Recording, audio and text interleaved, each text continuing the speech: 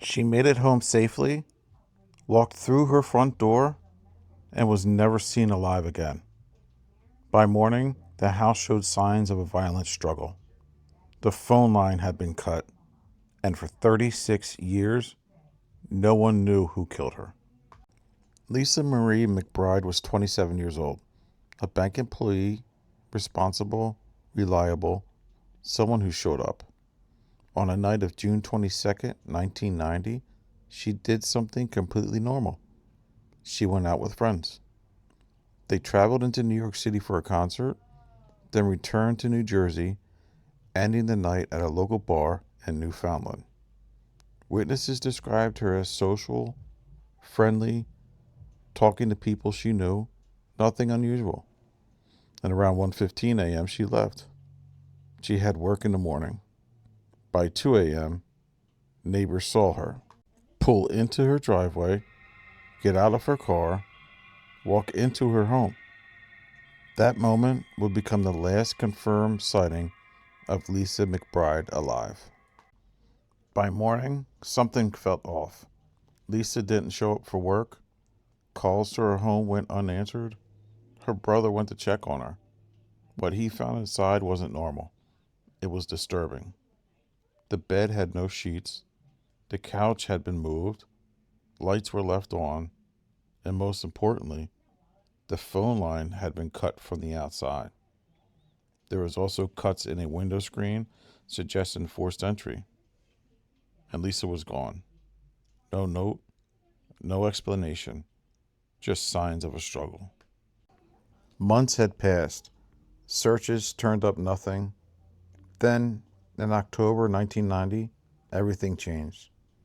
A hunter in Delaware Water Gap National Recreation Area made a discovery.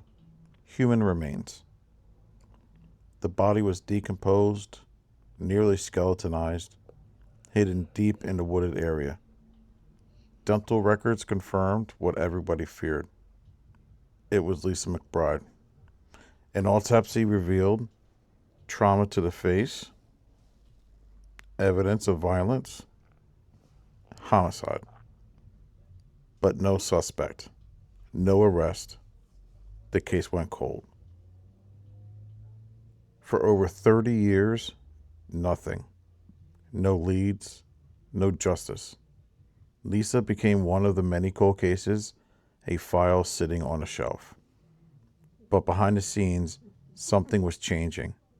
Technology, DNA databases, forensic advancements, cold case units being revived, and in 2022, investigators made a critical decision. They exhumed Lisa's remains for new DNA testing. The new DNA profile was entered into a national database, and then a match. The name that came back shocked investigators.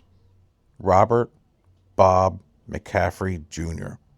He wasn't a random unknown.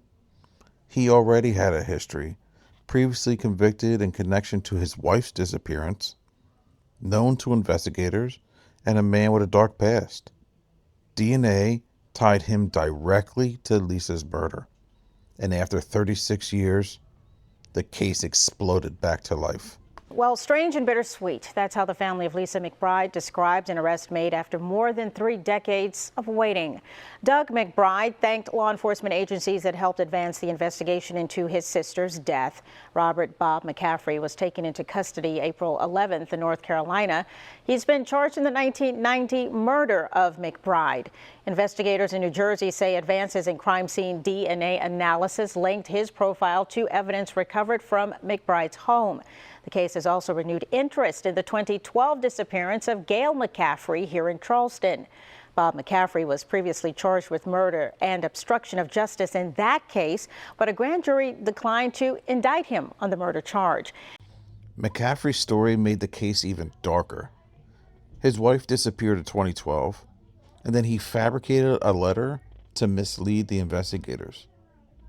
So then he was convicted of obstruction of justice.